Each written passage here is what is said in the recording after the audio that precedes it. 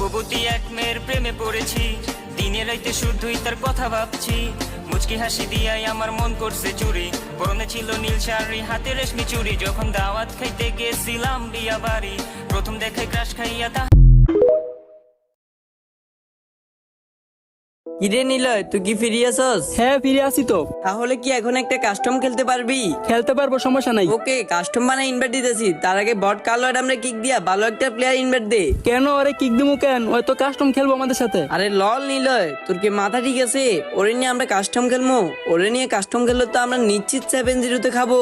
আমার মাথা ঠিকই আছে, তোর মাথায় মনে হয় সমস্যা আছে। আর আমার এই কালার ডাম একাই এক স্পট খাইতে পারে। এই তুই চাপা কম মার, বেশি কথা না বইলা ওরে তাড়াতাড়ি গ্রুপ থেকে কিক দে। তোর কথা কি কানে যায় না? বলছি না ওরে কিক দিতে পারবো না। আরে মেজাজটা খারাপ করিস না তো, ওরা কাস্টম বানায় আমার ইনভাইট দিতেছে, এখন তুই কাস্টম খেলবি কিনা বল। না, আমি আমার কালার ডাম ছাড়া কাস্টম খেলতে পারবো না। নিলয়, তোর এই কথাটা আমার ভাল লাগলো না।